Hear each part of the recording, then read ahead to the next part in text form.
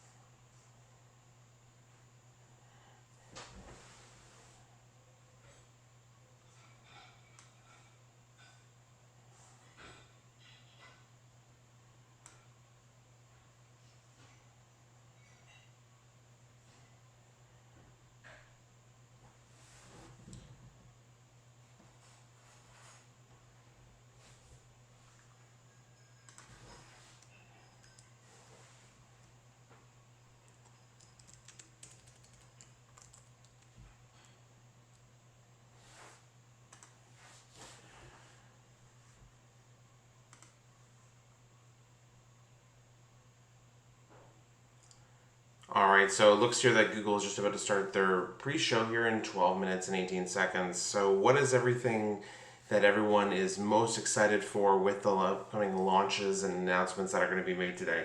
I see that some are already messaging saying that they're excited to see if the Pixel 6 will be launched. Some things that we've heard from Google prior to the show, or not directly from Google, but through other leaks prior to the event, or discussions around Google Pixel Buds A. I mean, obviously, Google's leaked it itself on Twitter.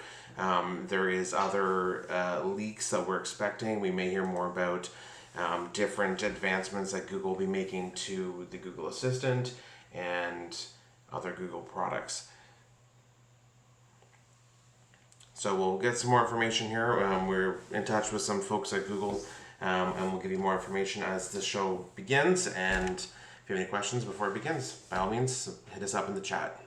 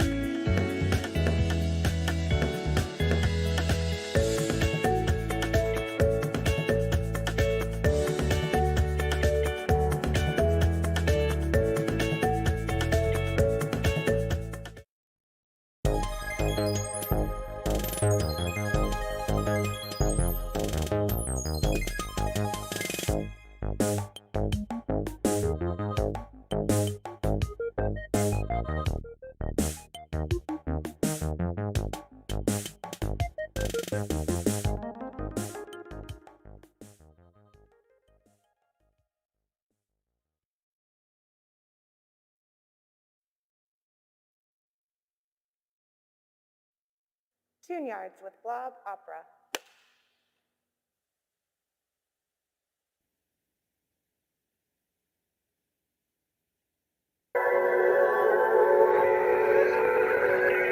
The trees are in the meadow.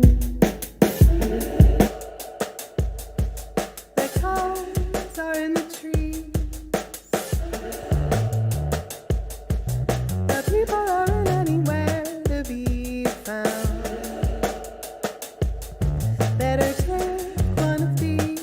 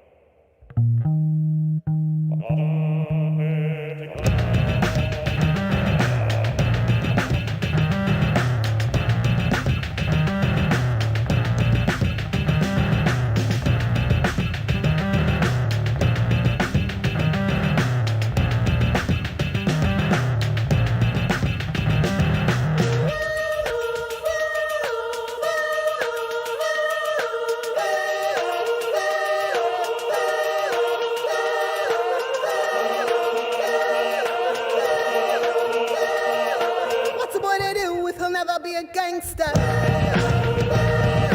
Anger in his heart, but he'll never be a gangster. Moving to his neighborhood, he'll never make a sound.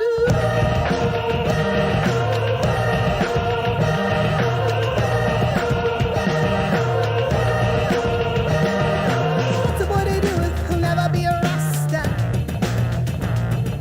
Singing from his heart, he'll never be a rasta.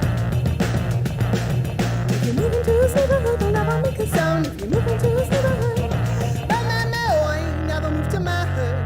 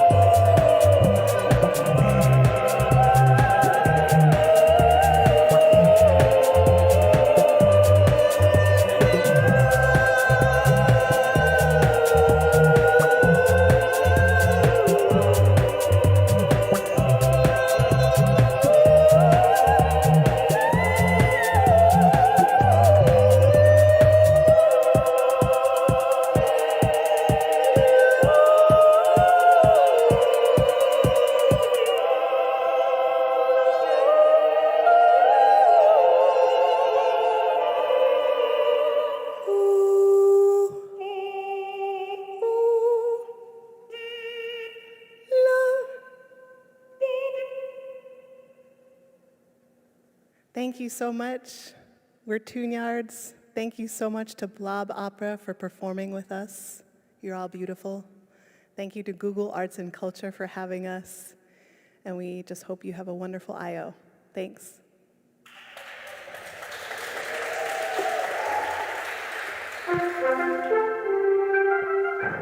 Please remember to fill out your evaluation form and leave it at the collection bin in the back of the room. Yeah, that's a big help for people to figure out just how bad our talk was. Yes, we do have a limited supply of CDs. It's great to be here. I'm going to be talking to you today about HTML5. Nothing brings joy to my heart more than robotic androids dancing and singing. 4, 3, 2.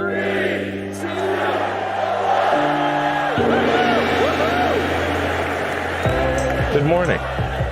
This is Google I.O. I am thrilled to be here at the Shoreline Amphitheater. This is the coolest thing. Excited about the future and what's coming. You can build with the community. We want to give you the tools to create entirely new technological capabilities. This is the tattoo. Good, right? There's always endless discoveries.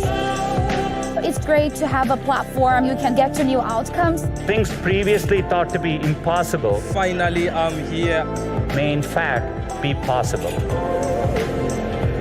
I hope you all find some inspiration to keep building for everyone.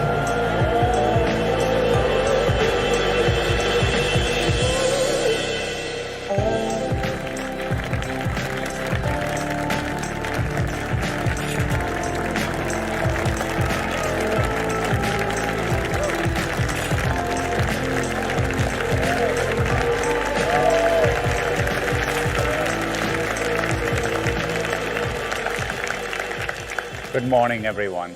It's great to be back at I.O. We are coming to you live from our campus here in Mountain View.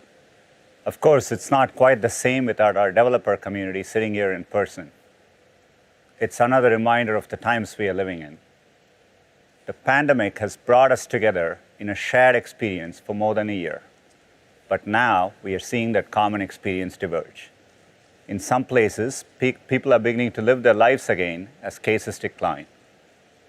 Other places like Brazil and my home country of India are going through their most difficult moments yet.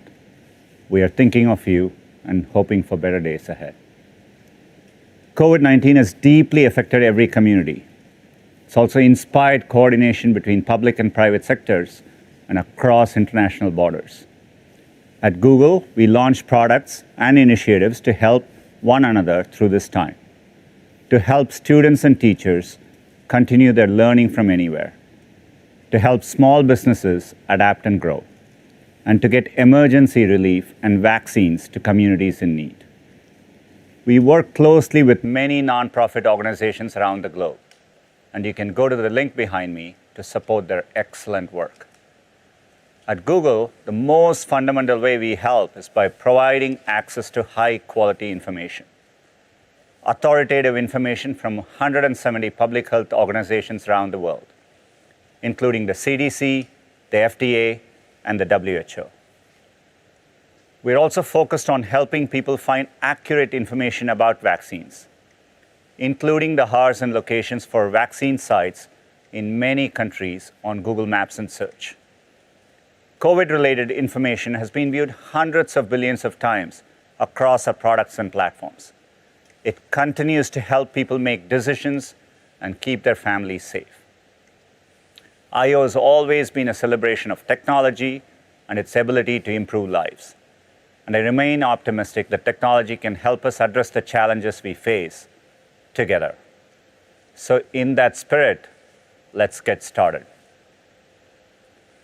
At Google, the past year has given renewed purpose to our mission to organize the world's information and make it universally accessible and useful. We continue to approach that mission with a singular goal, building a more helpful Google for everyone. That means being helpful in moments that matter, and it means giving you the tools to increase your knowledge, success, health, and happiness. Sometimes it's about helping in little moments that add up to big changes. Recently, we added 150,000 kilometers of bike lanes in Google Maps. We're also introducing 2 new features. First, new eco-friendly routes. Using our understanding of road and traffic conditions, Google Maps will soon give you the option to take the most fuel-efficient route. At scale, this has potential to significantly reduce car emissions and fuel consumption. Second, safer routing. Powered by AI, maps can identify road, weather, and traffic conditions where you're likely to have to suddenly brake. We aim to reduce up to 100 million of these events every year.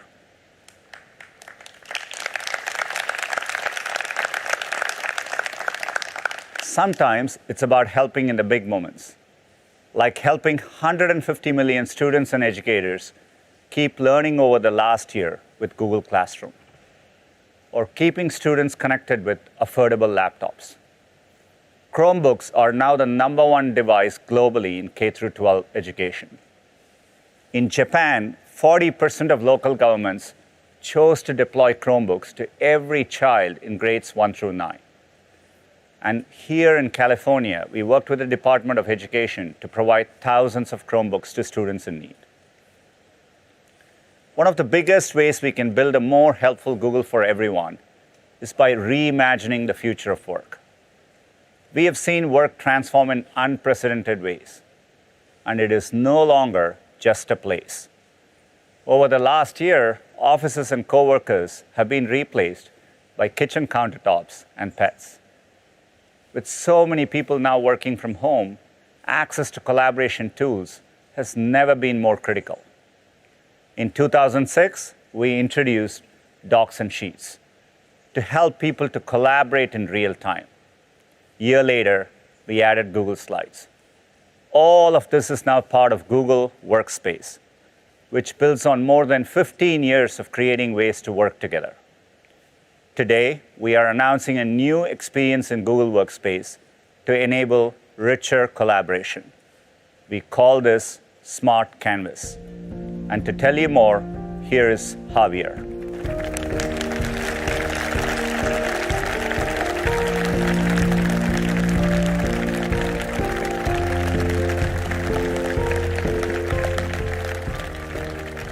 Thanks, Sundar.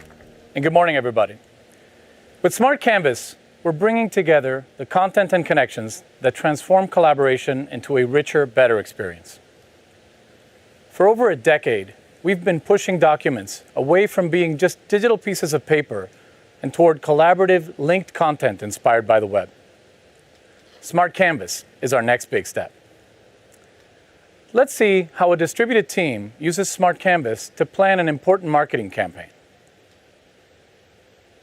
The launch date is just 2 months away, so Adu starts a document and quickly adds a brainstorm table. With app mentions, he pulls in the right people and generates a checklist to assign action items. These simple actions connect the team's plan to people, dates, and tasks, making their collaboration richer and more effective as they drive toward their launch. Now that he's shared the document, everyone starts dropping in their ideas. As they continue to brainstorm, the assisted writing feature suggests that they change the word chairman to chairperson in the document to avoid a gendered term. New assisted writing capabilities in Google Workspace offer suggestions so you can communicate more effectively. Not only are we helping with language suggestions, we're also making it easy to bring the voices and faces of your team directly into the collaboration experience to help them share ideas and solve problems together. Up to now, Adu and his team have been collaborating in the doc and scheduling separate Google Meet calls to review their progress. But starting today, you can easily present the doc, sheet, or slide you're working on directly into a Google Meet call. Now Adu can join his colleagues with just one click. And this fall, we're excited to bring Meet directly into docs, sheets, and slides for the first time. This will enable teams like Adu's to actually see and hear each other while they're collaborating. Now, they'll never skip a beat. And to keep that collaboration flowing in the meeting, the team used the new responsive voting table to see which ideas for the campaign are the most popular ones. With all the progress they've made together, Adu's initial document has evolved into a highly interactive, always up-to-date, actionable plan. And the team stayed connected every step of the way. That's the power of Smart Canvas. 2 months later, it's time to launch the new campaign. Adu and his team are joining from offices, from home, and everywhere in between, connecting across time zones and continents. To help both office and remote teammates remain an equal part of the conversation, no matter where they are, we're launching Companion Mode in Google Meet. Companion Mode gives each of Adu's teammates in the office their own video tile, so they can stay connected to their remote colleagues and everyone can participate in polls, chat, and Q&A in real time. Companion Mode is coming to Google Meet later this year. Teammates can also be heard wherever they work with noise cancellation powered by the best of Google's AI. And machine learning in Google Meet to automatically adjust camera zoom and lighting, ensuring that everyone can be seen across all environments. We've also made it easier to customize views and share content so teams can focus on what matters most in the moment. This means that when Adu presents to the rest of his team, he can easily arrange people's faces to gauge their reactions while staying focused on his content. And his colleagues across the globe can follow along with live captions, even translations, into their native languages. When Adu finishes his presentation, he doesn't feel separated by time zones or languages or the devices his team is using. Instead, with Google Meet's immersive experience, he feels connected and in the moment. With Smart Canvas and these powerful enhancements to Google Meet, we're transforming collaboration in Google Workspace to help people succeed at work, at home, and in the classroom. Previously, the fully integrated experience in Google Workspace was available only to our customers, but it will soon be available to everyone, from college students to small businesses to friends and neighbors wanting to stay connected and get more done together. Stay tuned for more details in the coming weeks. And now, I'll hand it back to Sundar.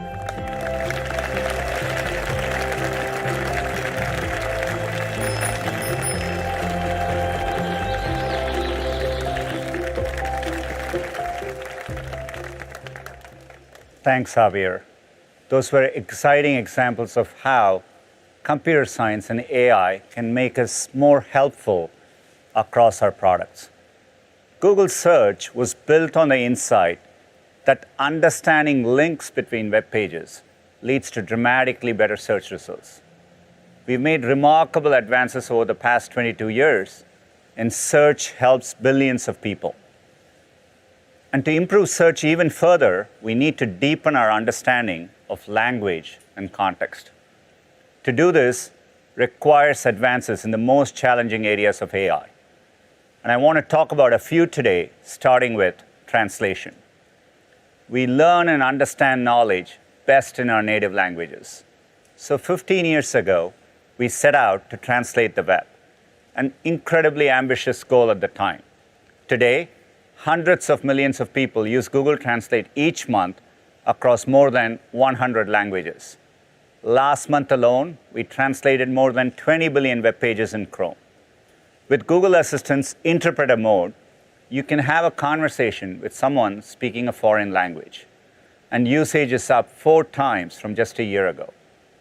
While there is still work to do, we are getting closer to having a universal translator in your pocket. At the same time, advances in machine learning have led to tremendous breakthroughs in image recognition. In 2014, we first trained a production system to automatically label images, a step change in computers' understanding of visual information. And it allowed us to imagine and launch Google Photos. Today, we can surface and share a memory, reminding you of some of the best moments in your life. Last month alone, more than 2 billion memories were viewed. Image recognition also means you can use Google Lens to take a photo of a math problem. wish I had this when I was in school. Lens is used more than 3 billion times each month.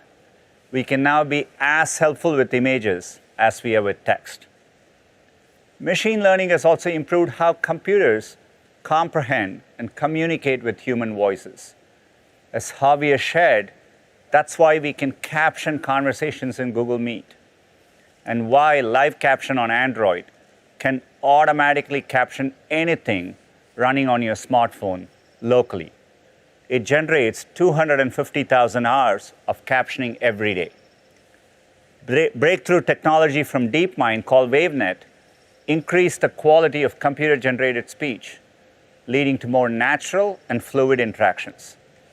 WaveNet allowed us to create and deploy 51 voices across Google Assistant. Together, the advances in AI I just spoke about across translation, images, and voice improve the search experience for billions of people. They also enabled us to make a huge leap forward in how computers process natural language. In 2017, we first introduced the world to transformers, a novel machine learning approach for better natural language understanding. Transformers became the foundation for many other breakthroughs, like AlphaFold and BERT, which we introduced in 2019. BERT considers the full context of a word by looking at the words that come before and after, leading to one of our most significant quality improvements across Google Search, and enabling us to respond to queries with more helpful answers. In this case, realizing that the question was about parking on a hill without a curb. We have revolutionized the ability of computers to understand natural language. Yet, despite the incredible power of computers, there are still moments like this. Sorry, I don't understand. This is because language is endlessly complex. We use it to tell stories, crack jokes, and share ideas. We continuously pull from concepts we have learned over the course of our lives. The richness and flexibility of language make it one of humanity's greatest tools and one of computer science's greatest challenges. If someone asks me if the temperature in the room is okay, and I say I am freezing, they know that I'm very cold, not literally freezing. Or if someone says, "What's the weather like today?" I don't respond, "It's 70 degrees, sunny, and a 12% chance of rain." I'd probably say, "It's starting to feel like summer. I might eat lunch outside." Sensible responses keep conversations going and allow them to end up in a completely different place from where they started. Even if I began by talking about the weather, we may end up talking about football. Today, I'm excited to share our latest breakthrough in natural language understanding, LaMDA. It's a language model for dialogue applications, and it's open domain, which means it's designed to converse on any topic. And while it's still in research and development, we've been using it internally to explore novel interactions. For example, say you wanted to learn about one of my favorite planets, Pluto. LaMDA already understands quite a lot about Pluto and millions of other topics. Let's listen to a conversation the team had with Pluto a few days ago. I'm so curious about you. I sense your excitement. Ask me anything. Tell me what I would see if I visited. You would get to see a massive canyon, some frozen icebergs, geysers, and some craters. It sounds beautiful. I assure you it is worth the trip. However, you need to bring your coat, because it gets really cold. I'll keep that in mind. Hey, I was wondering, have you ever had any visitors? Yes, I have had some. The most notable was New Horizons, the spacecraft that visited me. That must have been exciting. The team that created New Horizons was very excited to see me. I also sent them back a picture of myself since I had not been seen up close before. That's so great. What else do you wish people knew about you? I wish people knew that I am not just a random ice ball. I am actually a beautiful planet. Well, I think you're beautiful. I am glad to hear that. I don't get the recognition I deserve. Sometimes people refer to me as just a dwarf planet. Don't let it bother you. You're amazing. Thank you for the kind words. I appreciate it. Thanks for talking with me. Anytime, I am always open for people to chat. I hope you have a great day.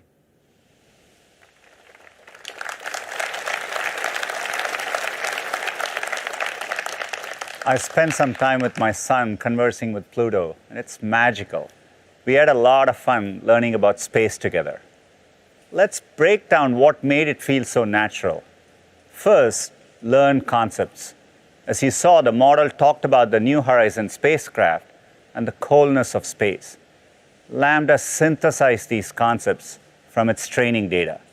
These concepts were not hand-programmed in the model. Because none of the responses were predefined, Lambda answered with sensible responses, keeping the dialogue open-ended. Natural conversations are generative, and they never take the same path twice. And Lambda is able to carry a conversation no matter what we talk about. You can have another conversation without retraining the model. Let's see what happened when we talked to a paper airplane. What's it like being thrown through the air? It's quite the experience, actually. The wind blowing against you, and the trees flying past are quite the sight. You never know where you'll land either. What's the worst place you've ever landed? That would have to be in a puddle. I was just barely still intact, so I was stuck there for a few minutes. It was quite annoying. Oh, that sounds awful. Were you able to fly again?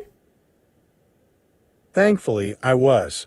I had a few minor injuries to my wing, but you can't really tell unless you know what to look for. What's the secret to a really good paper airplane? Well, my good friend, I must first ask you to specify what you mean by good. Some may think it's how far it goes, some may think it's how straight it goes, and some may think it's how flat it lands. So what do you think? I care the most about distance. Then I would have to say a nice wide wingspan is what you'll want. Also, the paper needs to be really firm. What's the farthest you've ever flown? I've flown over about 1,500 feet. The wind was perfect that day. Wow, that's really far. That must have been quite a throw. It was. I was actually thrown from a hot air balloon, believe it or not. That's so cool. What did the world look like from out there? It's actually a lot different than it looks from the ground. The world is so large with its vast oceans and mountains. It really puts things into perspective. Yeah, it's important to keep perspective. Hey, I'm wondering, do you have anything you want to share with the people that are watching at home? I do. I just want them to know that if the wind is perfect, and you're made of the right materials, you can go absolutely anywhere.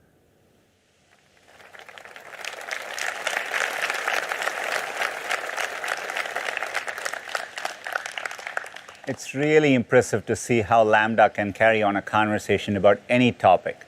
It's amazing how sensible and interesting the conversation is. Yet, it's still early research, so it doesn't get everything right. Sometimes, it can give nonsensical responses, imagining Pluto doing flips or playing fetch with its favorite ball, the moon. Other times, it just doesn't keep the conversation going. At Google, we have been researching and developing language models for many years.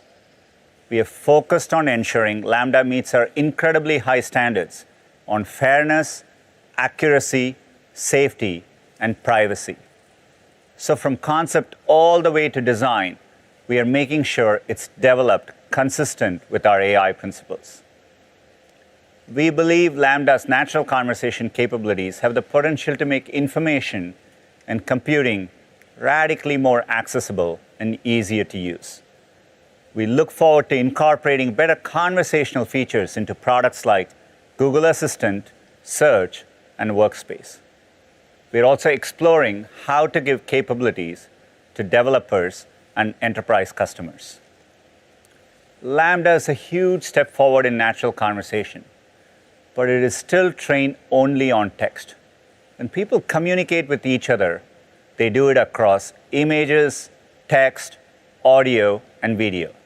So we need to build models that allow people to naturally ask questions across different types of information. These are called multimodal models. Let's say we want a model to recognize all facets of a road trip. That could mean the words road trip, written or spoken in any language, images, sounds, and videos, and concepts associated with road trips, such as weather and directions. So you can imagine one day planning a road trip and asking Google to find a route with beautiful mountain views. You can also use this to search for something within a video. For example, when you say, "Show me the part where the lion roars at sunset," we will get you to that exact moment in a video. It's still early days, but later on in the keynote, you'll hear from Prabhakar about the progress we are making towards more natural and intuitive ways of interacting with search.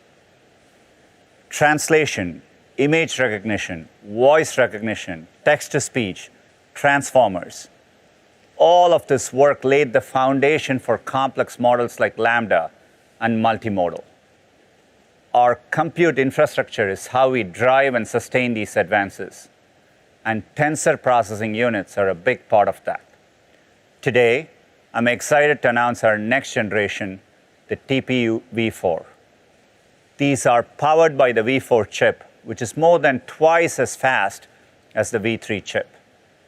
TPUs are connected together into supercomputers called pods. A single v4 pod contains 4,096 v4 chips. And each pod has 10x the interconnect bandwidth per chip at scale compared to any other networking technology.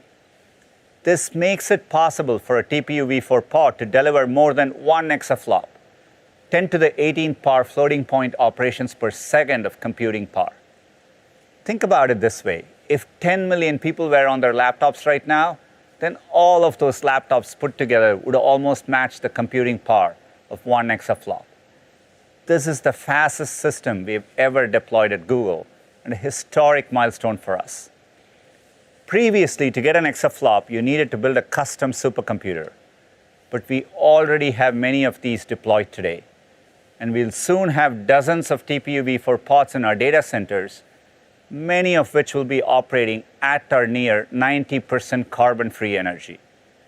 And our TPU v4 pods will be available to our cloud customers later this year. It's tremendously exciting to see this pace of innovation. As we look further into the future, there are types of problems that classical computing will not be able to solve in a reasonable time. Quantum computing represents a fundamental shift because it harnesses the properties of quantum mechanics and gives us the best chance of understanding the natural world. Achieving our quantum milestone was a tremendous accomplishment, but we are still at the very beginning of a multi-year journey. One problem we face today is that our physical qubits are very fragile. Even cosmic rays from outer space can destroy quantum information. To solve more complex problems, our next milestone is to create an error-corrected logical qubit. It's simply a collection of physical qubits stable enough to hold quantum information for a long period of time. We start by reducing the error rate of our physical qubits, then combining 1,000 physical qubits to create a single logical qubit, and then scaling that up to 1,000 logical qubits, at which point we will have created an error-corrected quantum computer. Today, we are focused on enabling scientists and developers to access beyond classical computational resources. But we hope to one day create an error-corrected quantum computer. And success could mean everything from increasing battery efficiency to creating more sustainable energy to improved drug discovery and so much more. The roadmap begins in our new data center, which we are calling the Quantum AI Campus. Let's step inside. Michael, are you there? Hey, Sundar, how's it going? Yeah, I'm here, and I'm excited to learn why I'm here, and I'm guessing that's why he's here. Hey, Michael. Hey. I'm Eric, lead engineer here. I'd like to welcome you to one of the most powerful quantum computing facilities in the world. Oh, thank you, thank you. What's this? Can I touch it? Yeah, that's a quantum processor. And inside are these actual physical qubits. Oh, hey, little guy. Qubits are the fundamental building blocks of quantum computers, but they're incredibly fragile. Oh. Even the tiniest particles can disrupt their operation. Right. Which is why we work so hard to create the optimal environment to keep them stable. Right, and I'm guessing the optimal environment doesn't include like Cheeto dust. So I'm just gonna put this puppy right back. Thanks. Let me show you where the clean ones go. Oh. So we built this campus to inspire all of our quantum mechanics and to show the world what the future of computing looks like. Good for you, dude. Look at you, dude. Thanks. That's a cool lamp. It's not a lamp. This is actually a cryostat, and you're looking at the inside of a quantum computer. Wow, cryostat. I love that word, cryostat. I'm guessing people want to know, what makes a cryostat a cryostat? Eric? Well, everything you see here, from the wiring to the aluminum, copper, and gold metal stages, have been chosen to create a cold and quiet environment for our quantum processors to operate. Right. And in English? It's a fridge for our qubits. Right. And how cold are we talking about? We approach near absolute zero, 10 millikelvin to be precise. Wow. Which means that parts of our lab are some of the coldest places in the universe. Wow, colder than Canada? Yeah, colder than Canada. Well, it's not just temperature that's important. In fact, we want to remove all distractions from our qubits. Right. Including unwanted electrical and magnetic signals. Yeah. Who wants that, right? Well, let me show you what the final product looks like. Is this a cryostat? No, that's not a cryostat. What about this? Is this a cryostat? That's not a cryostat. No? This is a cryostat. Nice. In fact, this is a fully assembled quantum computer. Yeah, so where's the keyboard? Well, there's no keyboard, but it contains everything you've just seen inside and custom control electronics, all of which were designed and built by our team here at Google. Wait. Is this a Bob Ross? Is he on the team? Tell me he's on the team. He's not on the team. Okay. But this mural is our homage to Mother Nature. See, quantum is the language of nature, and we're learning to speak it here. It will enable us to run precise simulations of the natural world, unlocking answers that would otherwise remain unknown. Okay, so let me see if I get this right. Okay, so these qubits are really smart, right? But they're really picky about their work environment, so you got to put them in a lamp, right? But even then, they're like, no, I don't want anybody eating any Cheetos around me. And they're like, I'm sorry, okay, I didn't know, right? So then you got to wrap them in like this Bob Ross blanket of love, right? And then you keep them there until they can tell us how to think like the Earth. Am I right? Yeah, it's pretty close. Okay, you know what this is? This is the power button. I want to start it. We're not quite there yet. I'm glad you're on board. Okay. To date, we've reached the first milestone, beyond classical computational capabilities. This is us. Yeah, we're here. Everything you've seen here today is what we're using to build to our next milestone, an error-corrected logical qubit. Right. And from there, we'll tile thousands of those together to reach our ultimate goal, an error-corrected quantum computer. Right, that's my goal too. Well, you're in luck. We're building a team to assemble all the right ingredients, all right here in the Quantum AI campus that you just helped us unveil. So thank you very much, Michael. No, you know what? Thank you, and thank you for everyone that's joining us. I want to leave you with a couple of my favorite words that I just learned. One of them being qubits, qubits, cryostat, right? And melon chilies. Sundar, it was a pleasure doing science with you.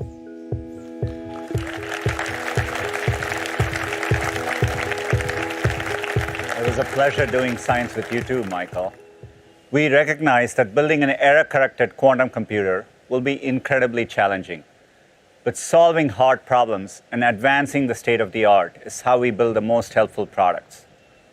At Google, we know that our products can only be as helpful as they are safe. And advances in computer science and AI are how we continue to make them better. We keep more users safe by blocking malware, phishing attempts, spam messages, and potential cyber attacks than anyone else in the world. And our focus on data minimization pushes us to do more with less data. 2 years ago at I/O, I announced Auto Delete, which encourages users to have their activity data automatically and continuously deleted. We have since made Auto Delete the default for all new Google accounts. Now, after 18 months, we automatically delete your data unless you tell us to do it sooner. And this is now active for over 2 billion accounts. All our products are guided by 3 important principles. With one of the world's most advanced security infrastructures, our products are secure by default. We strictly uphold responsible data practices So every product we build is private by design. And we create easy-to-use privacy and security settings so you are in control. I'd like to invite Jen on stage to share some examples of how we apply these principles and make every day safer with Google.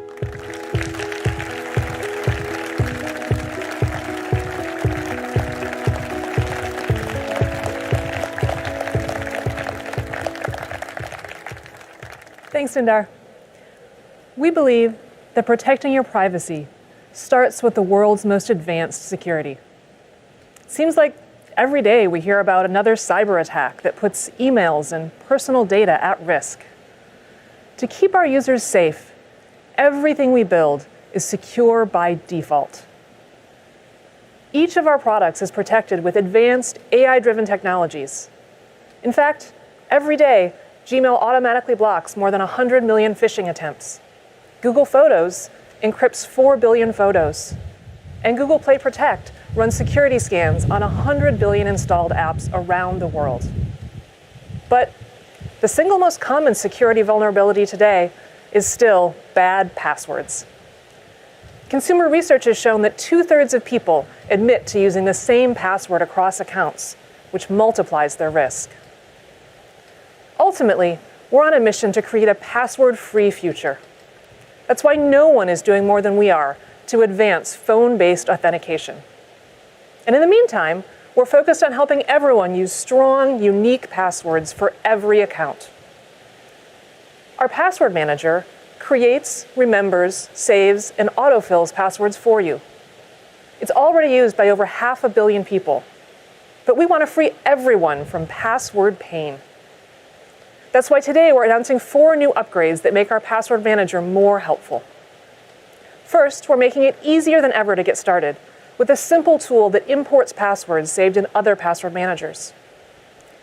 Next, we'll have deeper integration across both Chrome and Android, so your secure passwords go with you from sites to apps. Third, automatic password alerts will let you know if we detect any of your saved passwords have become compromised in a third-party breach. And lastly, what I'm especially excited about, a quick fix feature in Chrome, where the assistant will help you navigate directly to your compromised accounts and change your passwords in seconds. Our continued investment in our password manager makes it just one of the many ways Google is the safer way to sign into anything online. Another core principle is ensuring that each of our products is private by design. This means continuously making thoughtful decisions about when, how, and why data is used in our products, including data that's used for ads. Our principles drive us to draw a strict line between what's in and what's out. For example, we never sell your personal information to anyone. We never use the content you store in apps like Gmail, Photos, and Drive for ads purposes.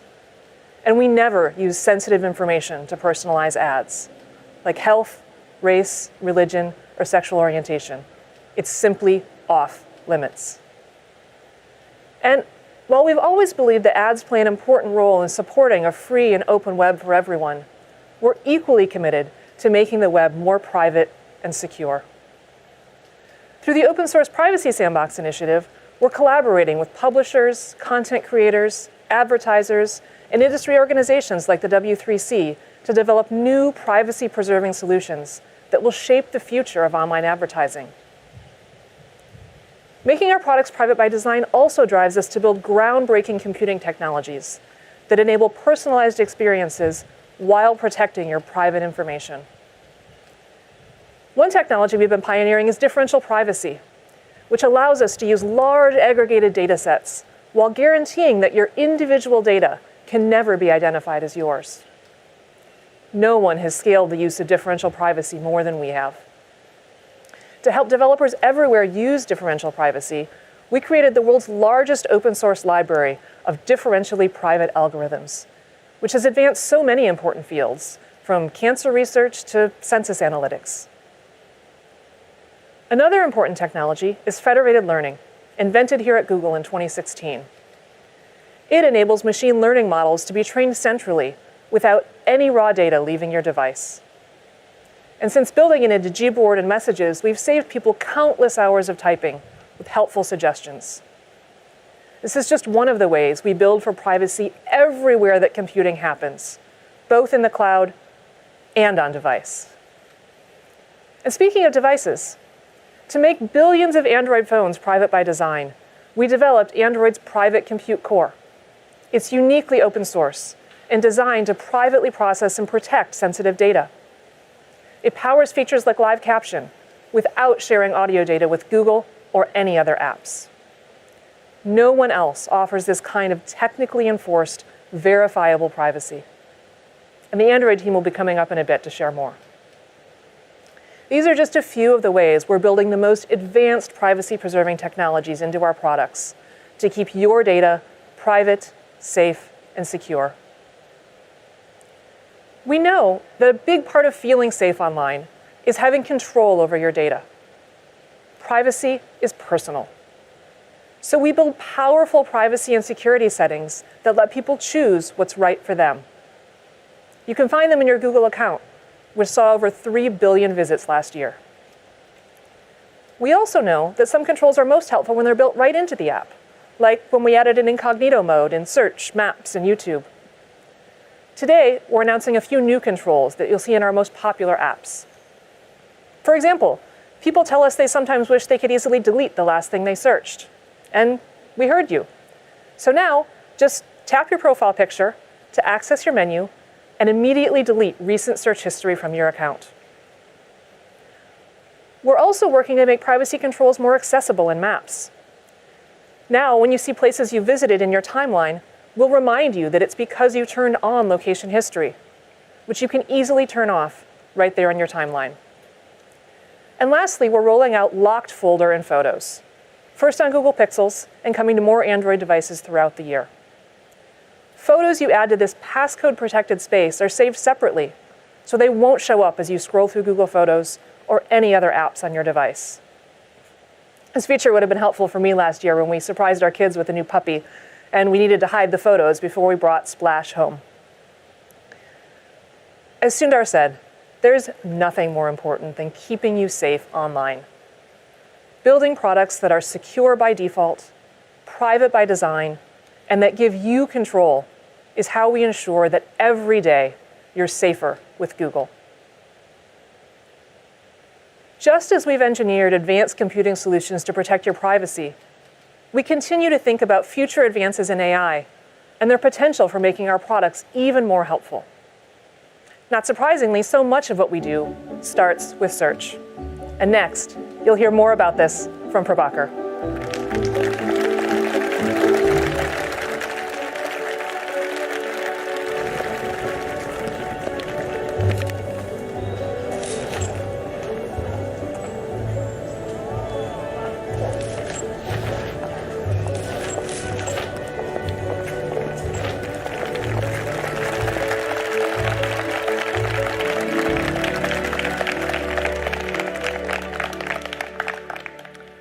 Thanks, Jen. Today, we are excited to share how our advances in AI are enabling us to understand the world more deeply than ever before, opening up helpful experiences for you across Google Search, Maps, Shopping, and Photos. Let's start with Search. 20 years ago, Google was just 10 blue links, connecting people to the information they needed from the millions of web pages out there. Since then, we've continued to innovate to understand new forms of information like images, videos, places, and more. All of this is in pursuit of our mission to make information accessible and useful. As Sundar mentioned, early research with Lambda and multimodality is pushing the boundaries of natural language understanding.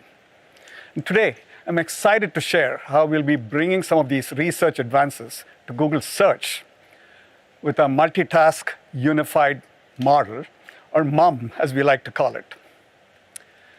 Like BERT, it's built on the transformer architecture, but it turns up the dial. You see, MUM is 1,000 times more powerful than BERT. But what makes this technology groundbreaking is its ability to multitask in order to unlock information in new ways. Here are a few tasks it can handle at the same time. It can acquire deep knowledge of the world. It can understand language and generate it too. It can train across 75 languages at once, unlike most AI models, which train on one language at a time. And then, what makes Mom even more amazing is that it's multimodal, which means it can simultaneously understand different forms of information, like text, images, and videos. We've already started some internal pilots to see the types of queries it might be able to solve and the billions of topics it might help you explore. Let me show you what I mean. Let's say you're an avid hiker planning your next adventure. You might ask, I've hiked Mount Adams and now want to hike Mount Fuji next fall. What should I do differently to prepare? This is a question you could casually ask a friend, but search engines today can't answer it directly because it's so conversational and nuanced. Mom is changing the game. With its language understanding capabilities, it would know you're looking to compare two mountains and also understand that prepare could include things like fitness training for the terrain and hiking gear for fall weather. Then, it's able to surface useful insights based on its deep knowledge of the world. Here, it's highlighting that Mount Fuji is roughly the same elevation as Mount Adams, but fall is the rainy season on Mount Fuji, so you might need a waterproof jacket. It would also give you pointers to go deeper on topics, like how to prepare the right gear with articles, videos, and images from across the web. Now, a huge limitation of accessing information is the language it's written in. If there are insights about Mount Fuji in Japanese, you might not know they exist if you don't search in Japanese.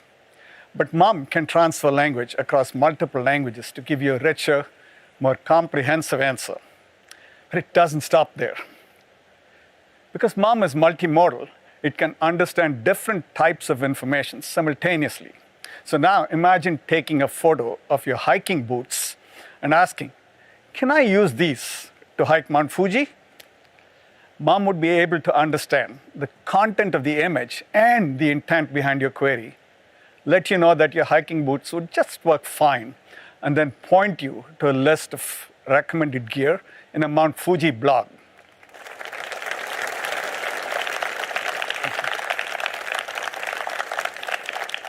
While we're in the early days of exploring this new technology, we're excited about its potential to solve more complex questions, no matter how you ask them. But we're already finding other ways to apply AI to bring you new information. Take Google Lens, which lets you search what you see from your camera, your photos, or right from your search bar. Around the world, people use Lens to translate over 1 billion words every day. This translation feature has been especially useful for students, many of whom might be learning in a language they're less comfortable with. So now, thanks to our Lens team in Zurich, we're rolling out a new capability that combines visual translation with educational content from the web to help people learn in more than 100 languages. For instance, you can easily snap a photo of a science problem, and Lens will provide learning resources in your preferred language. Let's take a look at how a student in Indonesia is using this new feature.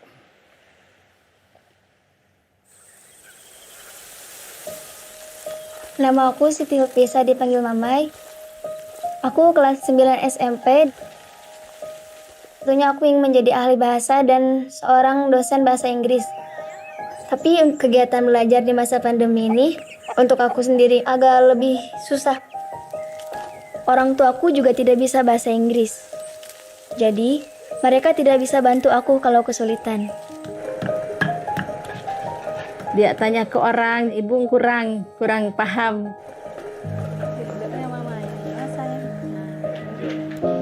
Google Lens memudahkan kegiatan belajar di rumah. Misalnya aku mendapat tugas pelajaran matematik yang bertuliskan bahasa Inggris. Gak hanya translate, dari situ aku juga bisa terhubung dan langsung mencari tahu apa terjemahan dan solusi untuk mengerjakan pelajaran matematika itu.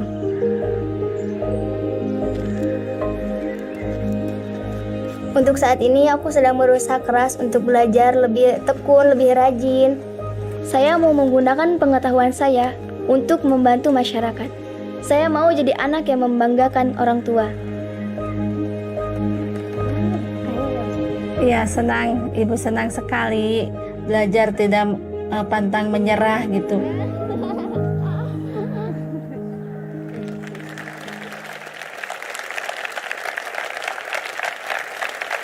It's always inspiring to see stories like Mamai's. And it brings to life the power of visual information, especially for learning. That's why we brought augmented reality to search 2 years ago at I/O to help you explore concepts visually up close and in your space. You might remember the shark that joined us on stage. Last year, when many of us first started sheltering in place, families around the world found joy in AR. From tigers to cars, people interacted with this feature more than 200 million times. Now, we're bringing some of the world's best athletes to AR so you can see how they perform some of their most impressive feats right in front of you. Beginning today, you can see how Megan Rapinoe juggles a soccer ball or how Naomi Osaka pulls off a 125-mile-per-hour serve.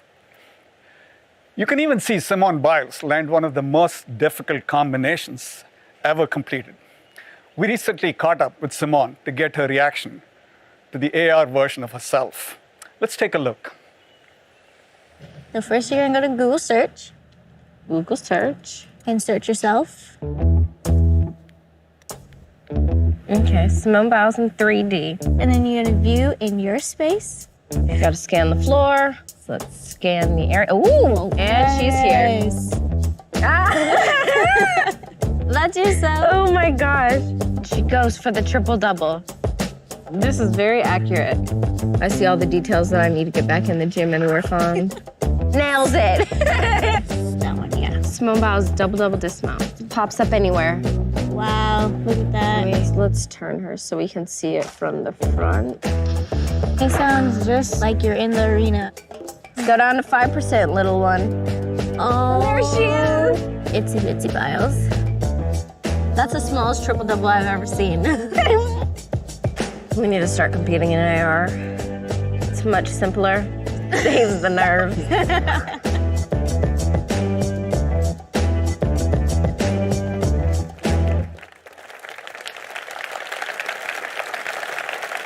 No matter how many times I see that, I still think it's pretty incredible. Innovations like MUM, Lens, and AR are part of our quest to make information more helpful. But information is only helpful if it's trustworthy and reliable. The world is constantly changing. Getting access to reliable information is particularly critical during times like the pandemic or breaking news. It's in these moments and so many others that people turn to Google. At our foundation, we design our ranking systems to prioritize high-quality content. And for critical topics like COVID, we elevate information from expert sources. People come to Google to evaluate claims they've heard, whether that's in conversations with friends or something they read about online. Over the past year, searches for, is it true that, were even higher than how to bake bread. And that's saying something given last year's sourdough craze. We're building features that make it easier for you to evaluate the credibility of information right in Google search. One of the ways we're doing this is with About This Result, a feature we launched earlier this year that makes it easier to check the source. Just tap the 3 dots next to the search result to see the details about the website, including its description, when it was first indexed, and whether your connection to the site is secure. This context is especially important if it's a site you haven't heard of and want to learn more about it. This month, we'll start rolling out about this result to all English results worldwide, with more languages to come. And later this year, we're going to add even more detail, like how the site describes itself, what other sources are saying about it, and related articles to check out. This is part of our ongoing commitment to provide you with the highest quality of results and help you evaluate information online. When we understand information, we can make it more helpful to you, whether that be information on the web, from your camera, or from the billions of places in the physical world. And to hear more about how AI is powering our most helpful map ever, here's Liz.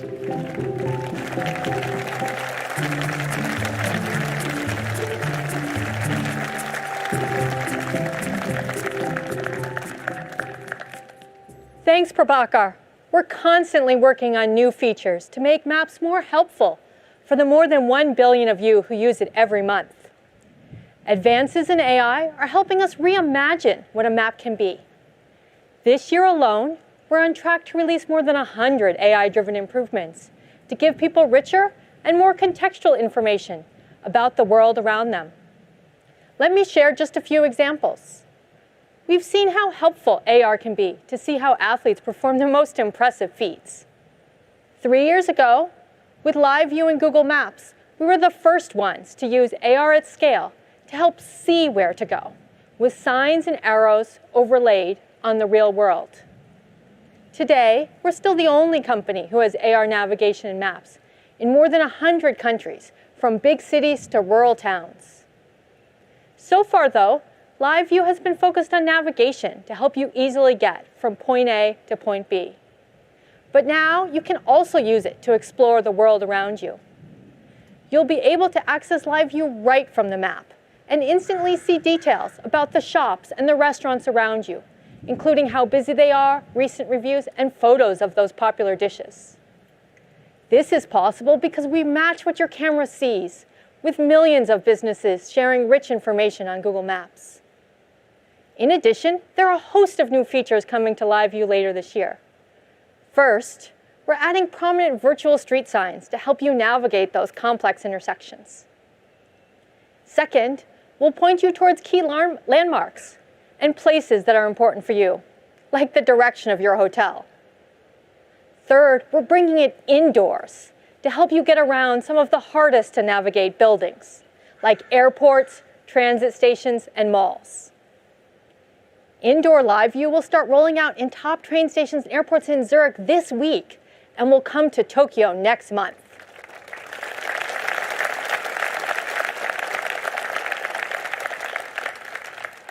But AR isn't the only way we're bringing a whole new level of richness to Google Maps. We've heard from many of you that you'd like to have more granular information about your surrounding. That's why we're bringing you the most detailed street maps we've ever made. Take this image of Columbus Circle, one of the most complicated intersections in Manhattan. You can now see where the sidewalks, the crosswalks, the pedestrian islands are.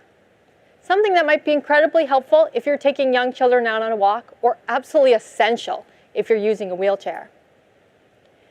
Thanks to our application of advanced AI technology on robust street view and aerial imagery, we're on track to launch detailed street maps in 50 new cities by the end of the year. Having access to rich information is useful, but it can also become overwhelming. So we're making the map more dynamic and more tailored, highlighting the most relevant information exactly when you need it. If it's 8 a.m. on a weekday, we'll display the coffee shops and bakeries more prominently in the map. While at 5 p.m., we'll highlight the dinner restaurants that match your tastes. You can see which places you've been to and get more suggestions for similar spots with just a single tap. And if you're in a new city, we'll make it easier to find those local landmarks and tourist attractions right on the map. You'll start seeing this more tailored map in the coming weeks. And as you're planning your day, people have found it really useful, especially during this pandemic, to see how busy a place is before heading out. Now we're expanding this capability from specific places, like restaurants and shops, to neighborhoods with a feature called Area Busyness. Say you're in Rome. and want to head over to the Spanish Steps and its nearby shops. With area busyness, you'll be able to understand at a glance if it's the right time for you to go, based on how busy that part of the city is in real time. And as you heard before, we use our industry-leading differential privacy techniques to protect anonymity in this feature. Area busyness will roll out globally in the coming months. So that was a lot. To recap, we are expanding our live view capabilities, making maps more detailed and tailored, and showing you how busy certain areas are to help you make sense of the world all around you. All of this is possible because of our deep, deep commitment for over 16 years to build the world's most helpful map for people everywhere. That means mapping roads across more than 60 million kilometers, listing more than 1 billion buildings, creating a community of over 150 million local guides, and finally, applying the most advanced AI technology, all so you can have the most accurate, comprehensive, and detailed map wherever you live in the world, on any device, Android or iOS. Access to rich information is crucial, whether you're exploring a new neighborhood or trying to get things done. And over the past year, that's increasingly meant turning to Google to help you shop. To tell you more about how we're making it easier to shop online, from inspiration to action, here's Bill.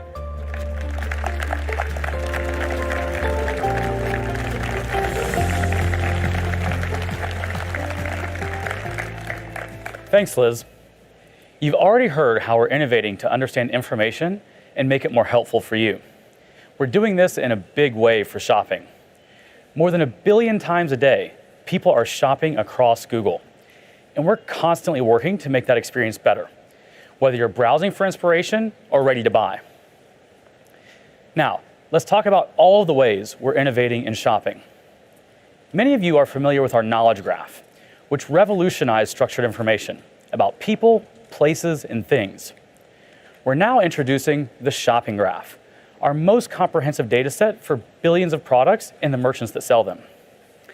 Building on the knowledge graph, the shopping graph brings together information from websites, prices, reviews, videos, and most importantly, the product data we receive from brands and retailers directly.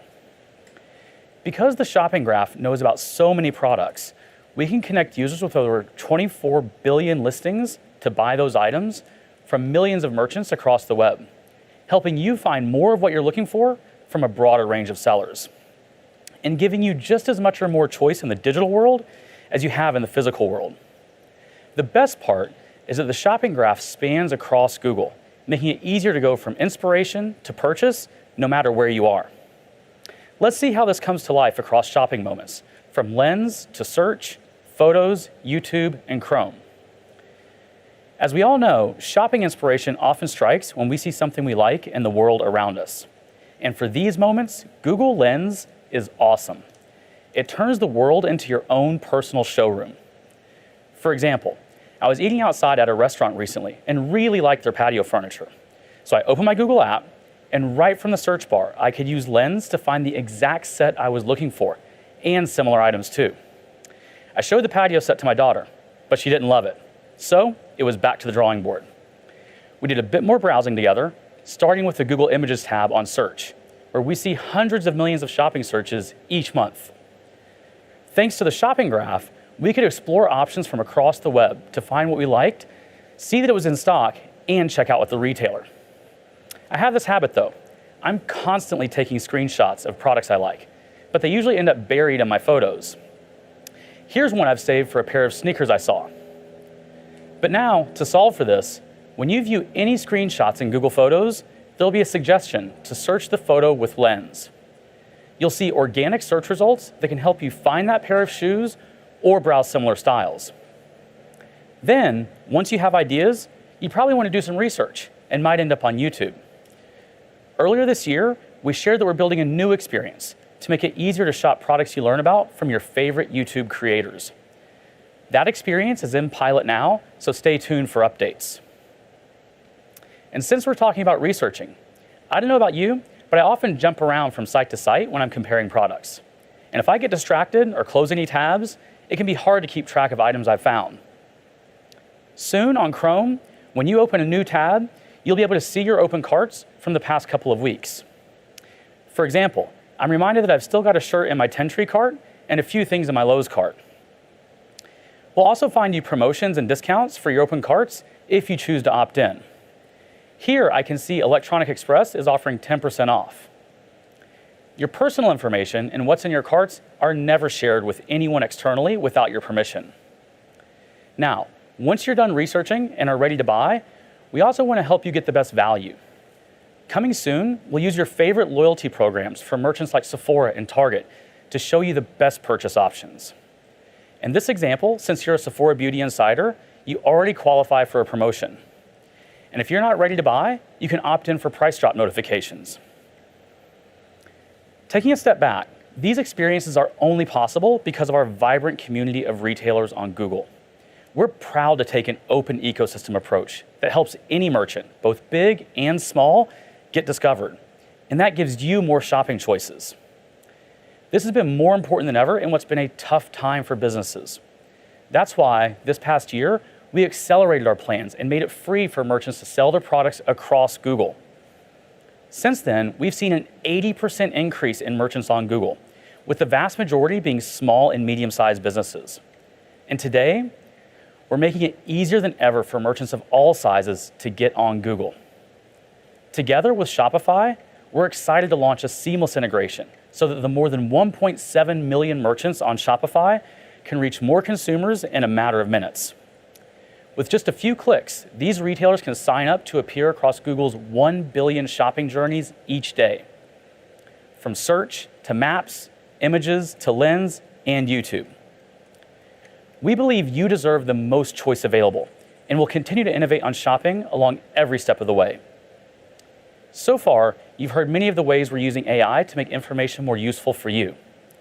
AI can also help us revisit our favorite memories and moments, especially this past year when many of us have been feeling nostalgic.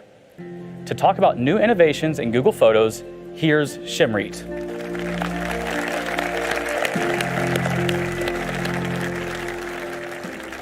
Thanks, Bill. It's great to be back on campus talking with you all about Google Photos. We capture photos and videos so we can look back and remember. They help us feel connected. And today, there are more than 4 trillion photos and videos stored in Google Photos. But having so many photos of loved ones, screenshots, selfies, all stored together makes it hard to rediscover the important moments. In fact, the vast majority of photos in Google Photos are never viewed. And we've heard from you how powerful it is to rediscover a memory that helps you tell your story and reconnect. So today, I want to show you new features that use AI to resurface meaningful moments and bring your memories to life, all while giving you more control so you can choose what you want to relive. Soon, we're launching a new way to look back that we're calling Little Patterns. Little patterns show the magic in everyday moments by identifying not so obvious moments and resurfacing them to you. I'll show you how this works. This feature uses machine learning to translate photos into a series of numbers and then compares how visually or conceptually similar these images are. When we find a set of 3 or more photos with similarities such as shape or color, we'll surface them as a pattern. When we started testing little patterns, we saw some great stories come to life, like how one of our engineers traveled the world with their favorite orange backpack, or how our product manager, Christy, had a habit of capturing objects of similar shape and color. Or for me, I received a pattern of my family hanging out on the couch over the years. We have so many fun memories there, but I didn't realize how many pics I'd snapped until I saw this. These photos on their own wouldn't necessarily be meaningful, but when they're pieced together, they tell a story that's uniquely yours. As always, these memories are privately presented to you and are only visible to your Google Photos account. In addition to using machine learning to better curate your memories, we also want to bring these moments to life with cutting-edge effects. Last year, we launched cinematic photos to help you relive your memories in a more vivid way. I want to show you how we're building on this feature with computational photography to make still photos even more immersive. When we take a photo, most of us actually take 2 to 3 photos of the same shot, just to make sure we get the right one. Any parent who tries to get all their kids smiling and looking at the camera at the same time will know what I mean. Cinematic moments will take these near duplicate images and use neural networks to synthesize the movement between image A and image B. We interpolate the photos and fill in the gaps by creating new frames. The end result is a vivid, moving picture. And the cool thing about this effect is it can work on any pair of images, whether they were captured on Android, iOS, or scanned from a photo album. Creating this effect from scratch would take professional animators hours, but by applying machine learning, we can automatically bring this experience right to your gallery. And we know that looking back is never a one-size-fits-all solution. It's more meaningful when you can look back on content that's personalized to you. So later this year, you'll see new types of memories that are relevant to the moments you celebrate, whether that's Diwali, Lunar New Year, or something else. For me, my family celebrates Hanukkah, so I can look back on a collection of Hanukkah moments right in my photo grid. In addition to providing personalized content to look back on, we also want to give you more control. We heard from you that controls can be helpful for anyone who has been through a tough life event, breakup, or loss. Specifically, we heard from the transgender community that resurfacing certain photos can be painful. So we are working directly with our partners at GLAAD and listening to feedback to understand how we can make reminiscing more inclusive. These insights inspired us to give you the control to hide photos of certain people or time periods from our Memories feature. And soon, you'll be able to remove a single photo from a memory, rename the memory, or remove it entirely. We're making all these controls easy to find, so you can make changes in just a few taps. And so, this summer, you'll be able to uncover little patterns, rediscover meaningful memories, or immerse yourself in a cinematic moment. And you can do it all on your own terms with new controls. Looking back is an important part of the human experience, which is why Google Photos is making it easier than ever to relive your memories. Thank you.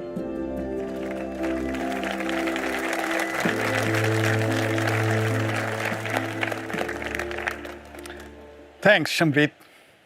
I'm really excited by the progress we are making with AI. As you've heard today, we're using AI to advance our understanding of information and build more helpful experiences across Google Search, Maps, Shopping, and Photos. Next, you're going to hear about innovations in our computing platforms. We're excited to show you all of the improvements to Android 12, the newest release of our open platform, starting with a fundamental change to how you experience it. I'll hand it off to Matthias to give you a look.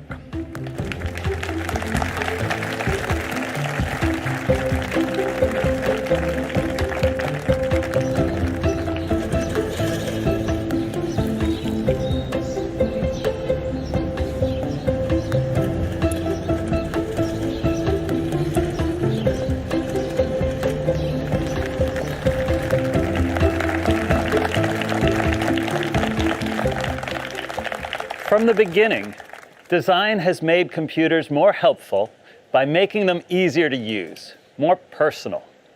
In 2014, we introduced material design to address the explosion of mobile phones. It set a new standard for Android apps, and for Google, it rationalized our products simply and beautifully. But today, the challenge is even bigger. Now we're at a moment where computers are showing up in places that we never imagined. It's also a moment where people are yearning to express their individuality and demanding control from their technology. We believe this is a challenge for the whole industry, to acknowledge that emotion is essential and that beauty is personal. To face this challenge, we had to question everything. Instead of form following function, what if form followed feeling?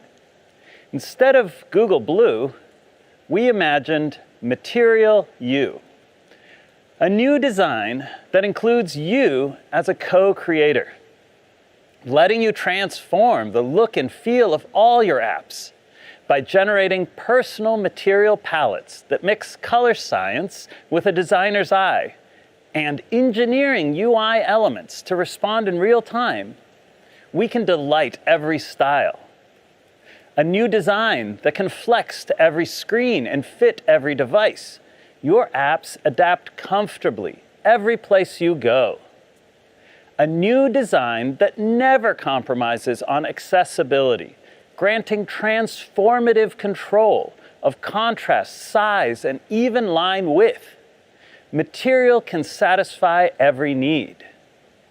No longer defaulting to one size fits all, Material You is a radical new way to think about design. We invested years into advancing UI engineering, making it possible for any app, not just Google's, to blend in their users' styles and stay unique and beautiful. As designers, sharing control of every pixel is terrifying. But that leap of faith is revolutionizing design across Google. For the first time, we can consider the details of devices together with the pixels on their screens. We unify everything that Google makes through common proportions, textures, and shapes. We give you tasteful choices, blending into your homes and complementing your wardrobes.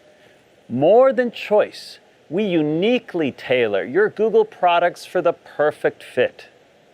Beyond light and dark, a mode for every mood. These selections can travel with your account across every app and every device. Material You comes first to Google Pixel this fall, including all of your favorite Google apps. And over the following year, we will continue our vision, bringing it to the web, Chrome OS, wearables, smart displays, and all of Google's products. Material You is a way to design differently. We can't wait to see what brings you joy and what you find beautiful. Next are the details of Android 12. Beyond the redesigned widgets and your material palette, Samir will show you our most personal OS ever.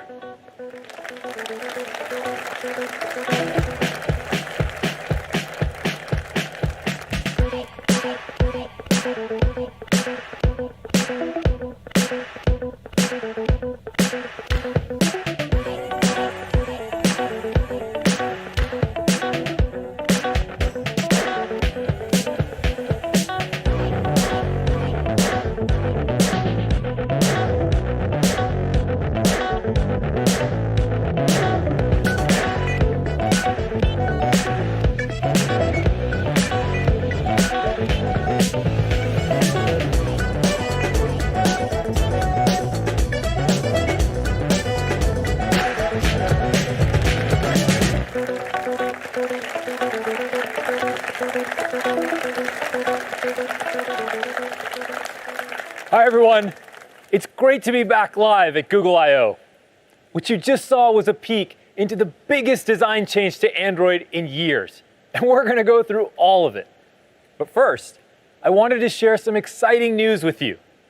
Just this week, we crossed an amazing milestone. There are now 3 billion active Android devices around the world. This would never have been possible without the entire Android ecosystem. But there's so much more to do, and Android 12 is one of our most ambitious releases ever. There are 3 big themes that we're focused on. First, smartphones are deeply personal, and we think your phone should adapt to you, not the other way around. Second, To keep your personal information safe, the OS should be secure by default and private by design. And third, we want all of your devices, TVs, cars, watches, and more, to work better together with your phone at the center. I'm excited to show you more. So let's start by taking a look at our new UI for Android.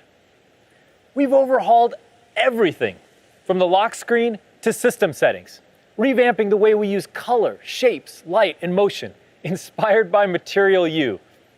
Let me show you what we've done with color. We've got something new planned for Google Pixel, using what we call color extraction. Think of it as one part art and one part science. Watch what happens when the wallpaper changes. Like if I use this picture of my kids actually getting along for once. I set it as my background, and voila! The system creates a custom palette based on the colors in my photo.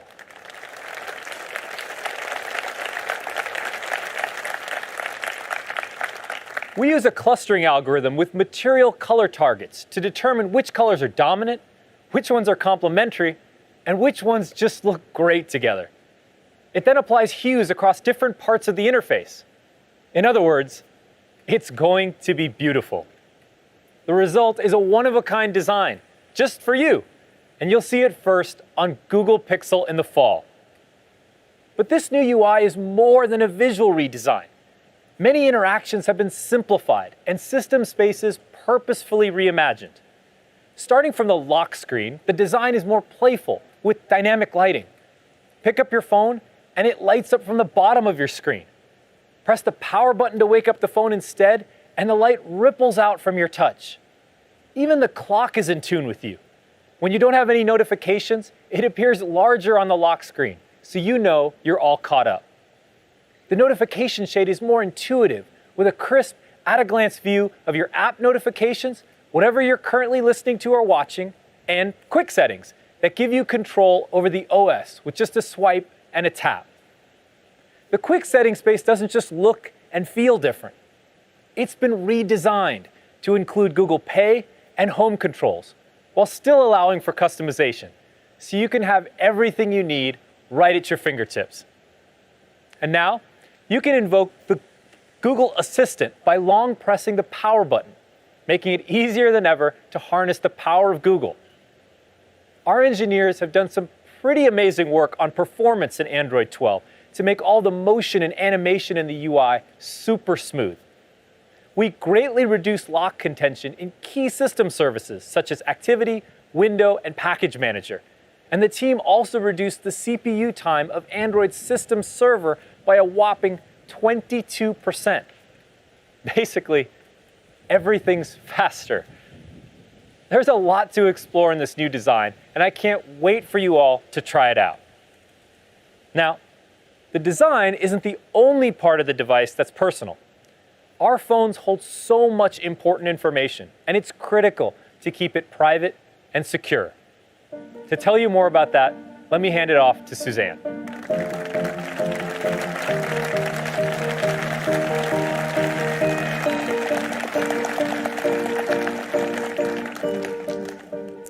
Hi, everyone.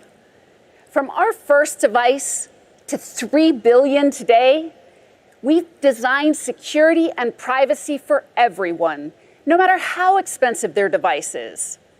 We've built game-changing capabilities for everyone, from file-based encryption to TLS by default and secure DNS, to prevent traffic tampering and data breaches. And since 2017, Google Pixel and Samsung Galaxy have continually received the highest security rating in Gartner's annual Mobile OS Comparison Report. Simply put, the most secure devices run on Android. And with Android 12, we're going even further to keep your information safe. Let's start with a common experience, granting an app access to sensitive information. Turn-by-turn directions based on your precise location are really helpful.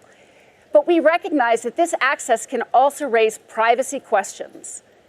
To give people more transparency and control, we've created a new privacy dashboard that shows you what type of data was accessed and when. This dashboard reports on all the apps on your phone, including all of your Google apps.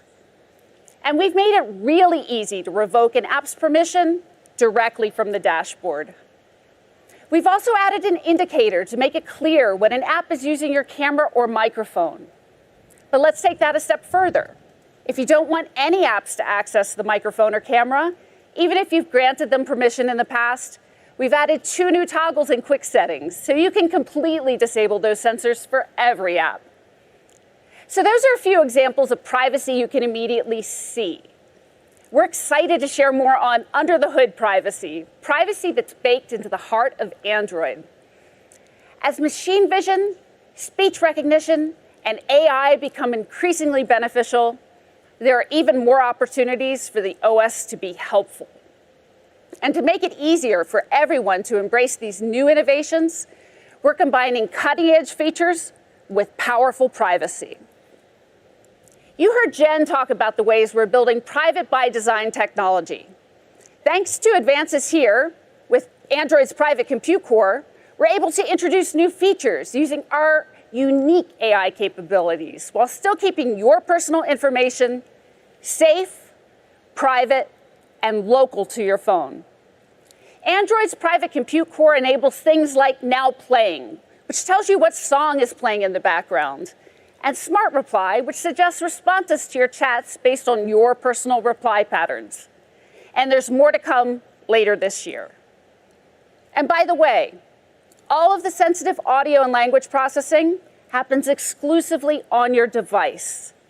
It's isolated from the network to preserve your privacy. And like the rest of Android, Private Compute Core is open source. It's fully inspectable and verifiable by the security community. Android is the first commercial mobile operating system to enable technically enforced privacy like this. And this is just one of the ways we'll continue to pioneer innovation while also maintaining the highest standards of privacy, security, and safety. And there's a whole lot more for privacy and security in Android 12, which you can hear about in our What's New in Android Privacy session later today. Now I'll hand it back to Samir to talk about how we're building for a multi-device world.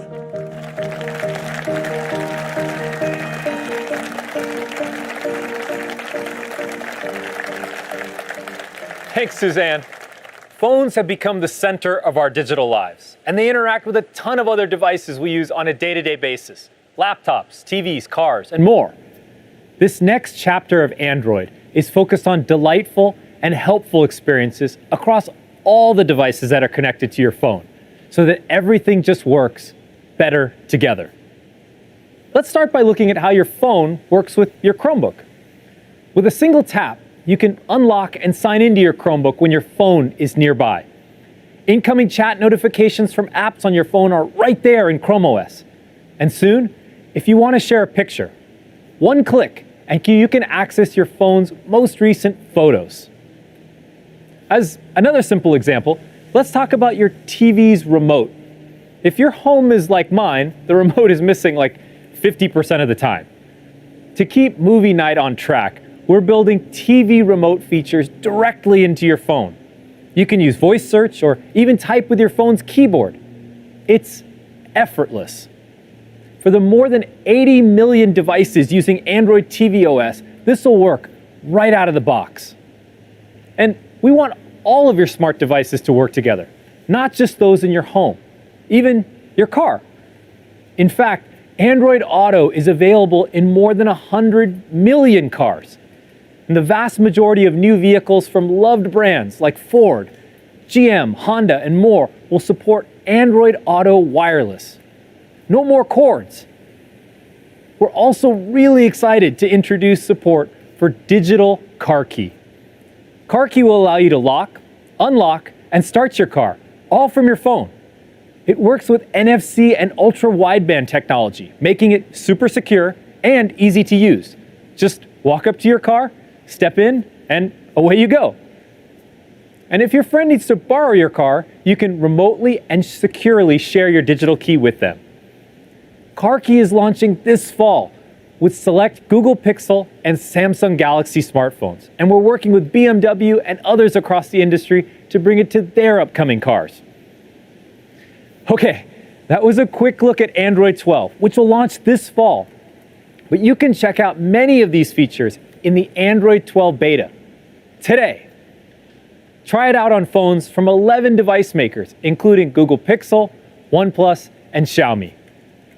From a personalized UI to industry-leading innovation in privacy and security, and better experiences across all the devices in your life, there's so much transformative technology coming to your phone this year. Now, let's go beyond the phone to what we believe is the next evolution of mobile computing, the smartwatch.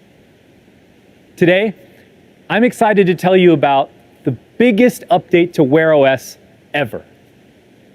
We've been hard at work in 3 key areas. First, building a unified platform jointly with Samsung, focused on battery life, performance, and making it easier for developers to build great apps for the watch. Second, a whole new consumer experience, including updates to your favorite Google apps. And third, a world-class health and fitness service created by the newest addition to the Google family, Fitbit. There's a lot to share here, so let's get started by talking about our partnership with Samsung. Samsung and Google have a long history of collaborating. From the early days of Android, whenever we've tackled problems together, the ecosystem has grown for everyone. And now we're combining the best of our 2 operating systems, Wear OS and Tizen, into a unified platform focused on faster performance, longer battery life, and a thriving developer community.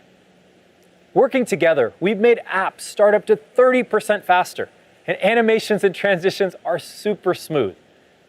We're also addressing what consumers always want from a wearable: longer battery life. By taking advantage of smaller, lower power cores, we can do things like run the heart rate sensor continuously, letting you better track your activity during the day and your sleep overnight, while giving you plenty of battery to spare for the next day. This combined platform isn't just for Google and Samsung. It will continue to be available for all device makers, which means developers can build apps with a single set of APIs and reach millions of consumers all over the world through the Google Play Store. To hear more about our partnership, it's my privilege to welcome Patrick Chomé, who leads all product and experience at Samsung Mobile, to Google I/O.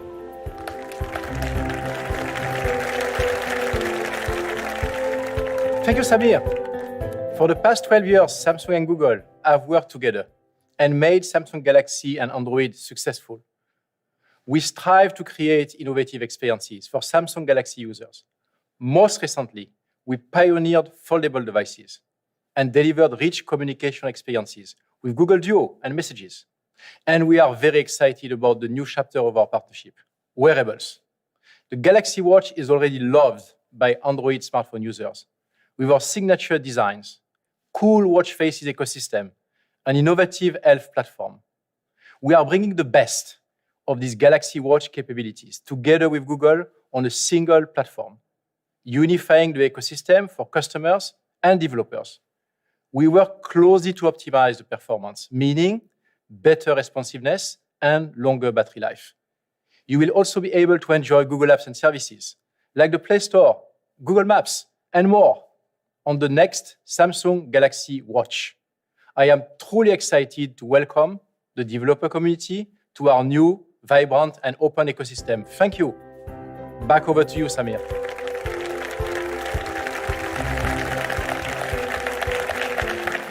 Thank you, Patrick. We're very excited about our partnership, and I know many developers will be thrilled about our unified platform. On top of this new foundation, Wear is also getting a big update to the consumer experience. To tell you more, let me hand it off to Björn.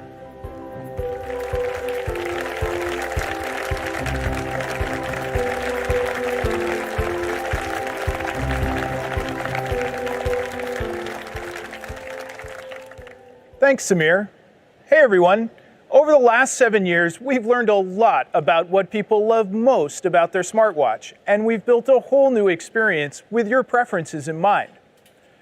First, our new navigation system makes it faster than ever to get things done on your watch. No matter what you're doing, you can access shortcuts to important functions like instantly switching to another app. Let's say I'm running with Strava and I'm about to hit that long, grueling hill. I just double press to switch to my last app, Spotify, put on my most motivating song, and then switch right back without missing a beat. It's such a simple thing for a more helpful and fluid experience. People have also told us they love getting glanceable pieces of helpful information just to swipe away from their watch face.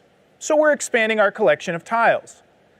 Thanks to the new Tiles API, any developer can create one, giving people many more ways to customize their home screen carousel. Now I can go from checking my next meeting to the weather forecast to this new tile from Calm, which helps me relax before a stressful event like presenting at Google I/O. We've also been hard at work revamping the Wearables app experience with a material design update and expanded capabilities, starting with your favorite ones from Google. This includes things like getting turn-by-turn navigation in Google Maps when you leave your phone behind, being able to use Google Pay in 37 countries and more than 200 public transit systems around the world, or downloading music from a catalog of more than 70 million songs for offline listening in the YouTube Music app, even without your phone nearby. We're thrilled about all the ways you'll be able to experience the best of Google on your watch. And speaking of the best of Google, I'm delighted to welcome the newest member of the family to Wear, Fitbit. Health and fitness is essential for wearables, and Fitbit has built a world-class service. So now, I'd love to welcome James to share more about our collaboration. Thanks, Bjorn. Nearly 14 years ago, my co-founder Eric Friedman and I started Fitbit with a mission to make everyone in the world healthier. We've shipped over 130 million Fitbit devices as part of that mission. But over time, we've gone beyond just helping people track their fitness to supporting them in their health journey by providing a range of devices from trackers to smartwatches, along with software and services that give users amazing health and wellness content and rich insights and analytics on their data. And now that we're part of Google, we're working to bring the best of Fitbit to Wear. We will be making some of Fitbit's most popular features available on Wear watches, including tracking your health progress throughout the day and on-wrist celebrations to help keep you motivated. In the future, we'll be building premium smartwatches based on Wear that combine the best of Fitbit's health expertise with Google's ambient computing capabilities. All this is just the beginning of how, together with Google, we can do even more to inspire and motivate people on their journey to better health. Back to you, Samir.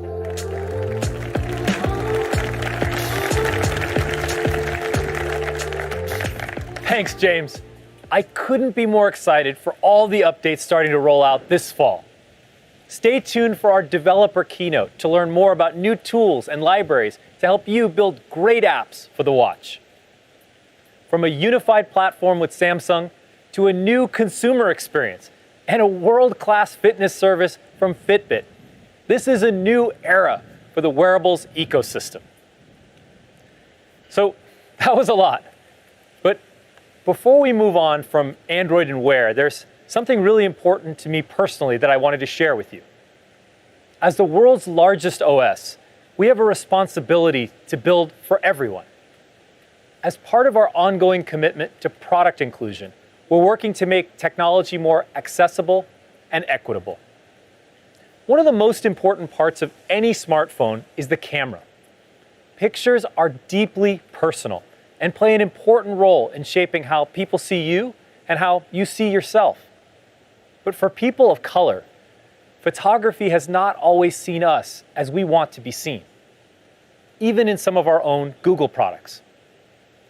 To make smartphone photography truly for everyone, we've been working with a group of industry experts to build a more accurate and inclusive camera. Let's take a look. People tend to think that cameras are objective. But a bunch of decisions go into making these tools. And historically, those decisions have not been taking people of color into account. It's still reaffirming this idea that Black people aren't worthy of being seen. So far, we've partnered with a range of different expert image makers who've taken thousands of images to diversify our image data sets, helped improve the accuracy of our auto white balance and auto exposure algorithms, and given aesthetic feedback to make our images of people of color more beautiful and more accurate. The process was create almost like a guidebook to capture skin tones. I can't help but think of my mom, and she still thinks that she's not beautiful because of pictures were taken of her when she's younger. How many little girls are thinking they're not beautiful because they were the darkest skinned person in the photo and they didn't get represented? The work is for us to do. It's not for people to change the way they look. It's for us to change the way the tools work.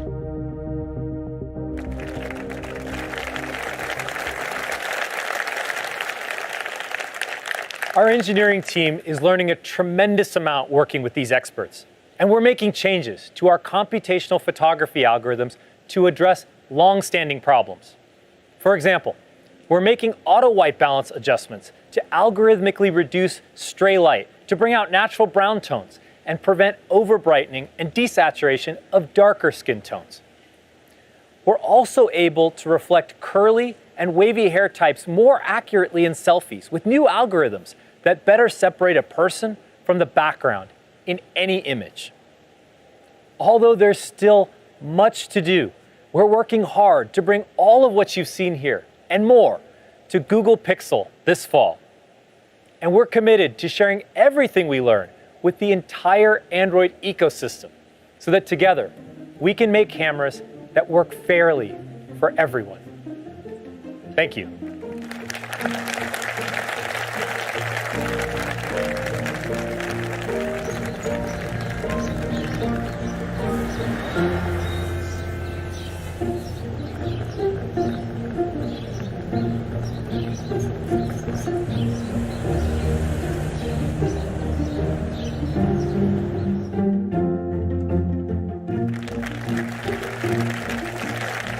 As Sundar shared, we want to build a more helpful Google for everyone to increase knowledge, success, happiness, and health beyond anything previously possible. Today, I want to bring you inside to see how our recent advances in image recognition are helping to solve some of the world's big health challenges. Let's start with breast cancer, a diagnosis that 1 in 8 women will face in their lifetime. Mammograms can help catch breast cancer earlier, but half of all women experience a false alarm across a decade of screening. So we've been working to make mammography better. Last year, our research demonstrated AI's potential to analyze screening mammograms with accuracy similar to clinicians.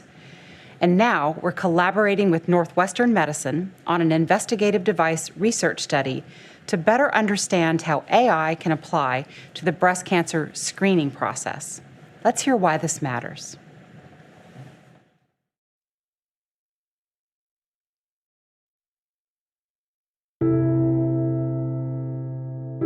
When we found out Grandma had breast cancer, it was in the late 90s, and it wasn't something that anyone talked about. So my first mammogram was nerve-wracking. Waiting for the results. Every thought runs through your head.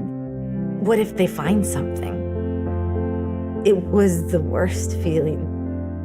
One of the greatest anxieties about having mammography is the wait. It may take radiologists days, sometimes weeks, to get through the list of mammograms that need to be read.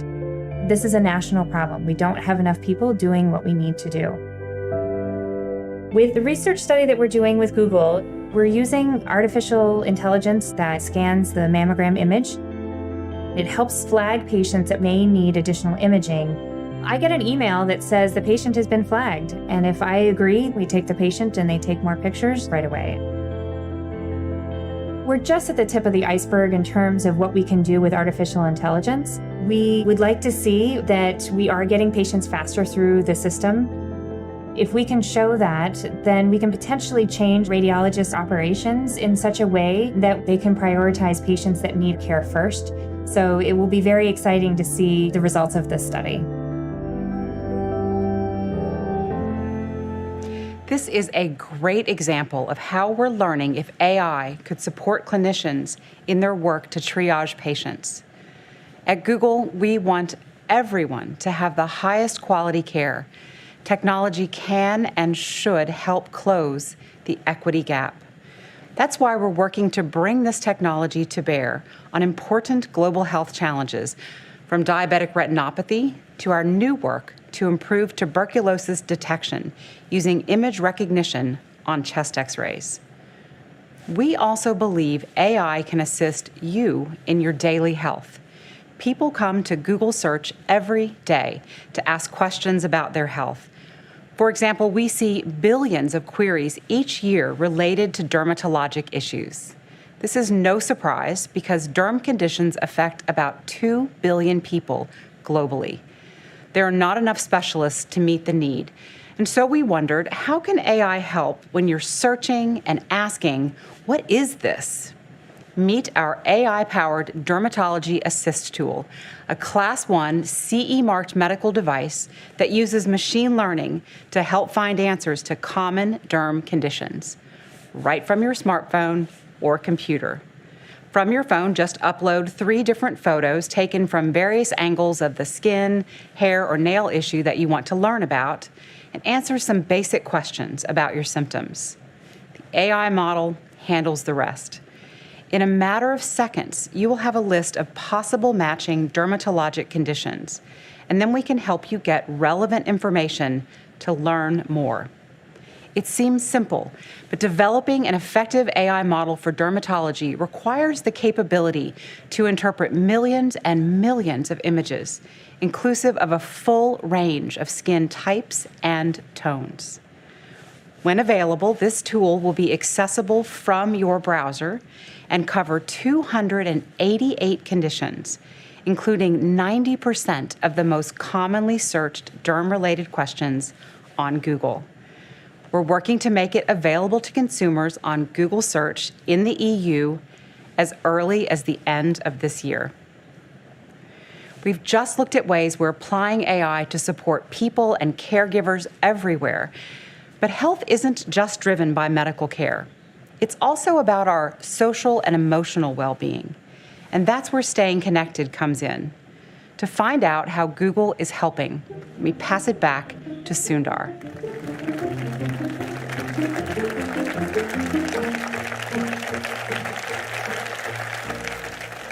Thank you, Dr. DeSalvo.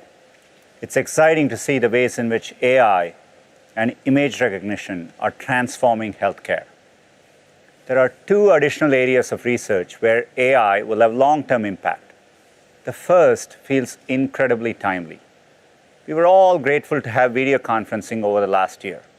It helped us stay in touch with family and friends and kept businesses and schools going.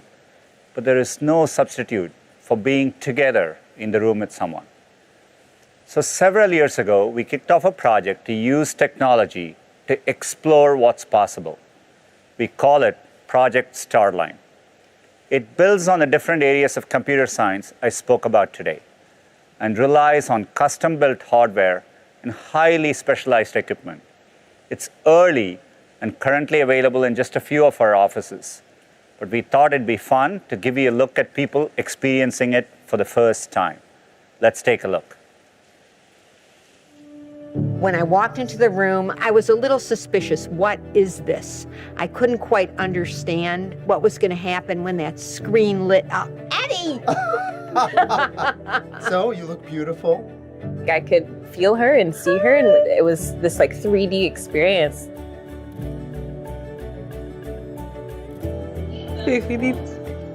I just saw my sister as if she was right in front of me.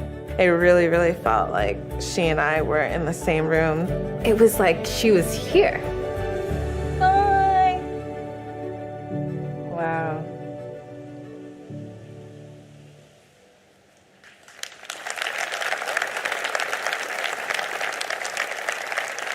some key advances have made this experience possible.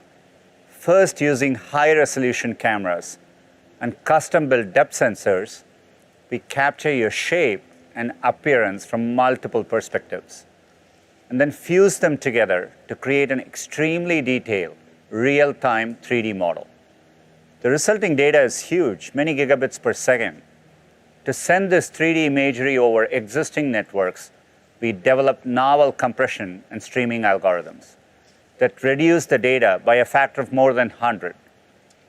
And we have developed a breakthrough light field display that shows you the realistic representation of someone sitting right in front of you in 3 dimensions. As you move your head and body, our system adjusts the images to match your perspective. You can talk naturally, gesture, and make eye contact. It's as close as we can get to the feeling of sitting across from someone.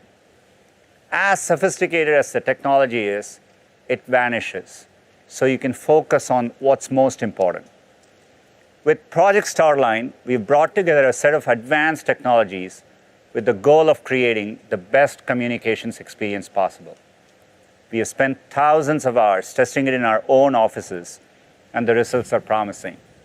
There's also excitement from our lead enterprise partners. We plan to expand access to partners in healthcare and media. In pushing the boundaries of remote collaboration, we have made technical advances that will improve our entire suite of communications products. We look forward to sharing more ways for you to get involved in the months ahead. The second area of research I want to discuss is our work in driving forward sustainability. Sustainability has been a core value for more than 20 years. We were the first major company to become carbon neutral in 2007. We were also the first to match our operations with 100% renewable energy. That was in 2017, and we've been doing it ever since. And last year, we eliminated our entire carbon legacy. Our next ambition is our biggest yet. By 2030, we aim to operate on carbon-free energy 24/7. This means running every data center and office on clean electricity every hour of every day. Operating 24/7 on carbon-free energy is a step change from current approaches. It means setting a higher bar to never emit carbon from our operations in the first place. It's a moonshot, like Lambda or quantum computing. And it presents an equally hard set of problems to solve. First, we have to source carbon-free energy in every place we operate, a harder task in some places than in others. Today, 5 of our data centers are already operating at or near 90% carbon-free energy. In Denmark, we built 5 new solar farms to support our newest data center, complementing existing wind energy on the Danish grid. And it's operated carbon-free 90% of the time since day one. Another challenge of 24/7 carbon-free energy is just that. It has to run every hour of every day. So last year, we rolled out the world's first carbon-intelligent computing platform. It automatically shifts the timing of many compute tasks to when clean power sources are most plentiful. And today, I'm excited to announce we are the first company to implement carbon-intelligent load shifting across both time and place within our data center network. By this time next year, we'll be shifting more than a third of non-production compute to times and places with greater availability of carbon-free energy. To reach 24/7, we also need to go beyond wind and solar and tap into sources of on-demand clean energy like geothermal. Geothermal uses the consistent heat from the earth to generate electricity, but it's not widely used today, and we want to change that. I'm excited to announce that we are partnering to develop a next-generation geothermal power project. This will connect to the grid, serving our Nevada data centers starting next year. We believe our cloud AI, combined with a partner's expertise in fiber optic sensing and novel techniques, can unlock flexible geothermal power in a broad range of new places. Investments like these are needed to get to 24/7 carbon-free energy. And it's happening right here in Mountain View, too. we are building our new campus to the highest sustainability standards. When completed, these buildings will feature a first-of-its-kind dragon-scale solar skin, equipped with 90,000 silver solar panels and the capacity to generate nearly 7 megawatts. They will house the largest geothermal pile system in North America, helping to heat the buildings in the winter and cool them in the summer.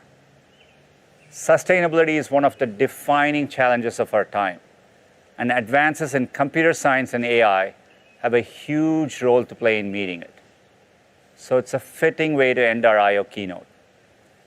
I think of I/O not just as a celebration of technology, but of the people who use it and build it, including the millions of developers watching today. Over the past year, we have seen how technology can be used to help billions of people through the most difficult of times.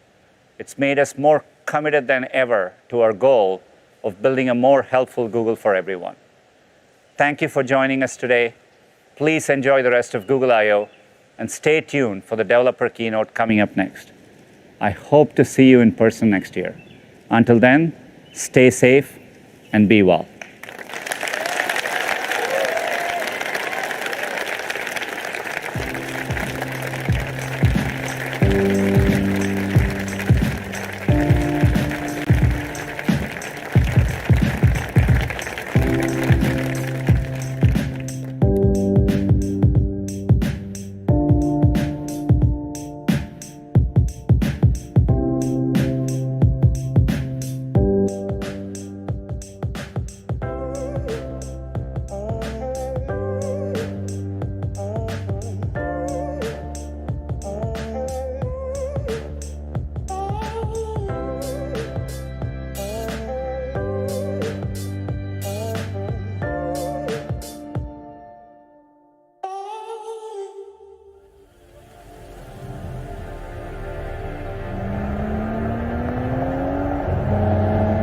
Every day I wake up and I kind of think to myself, how did I get here?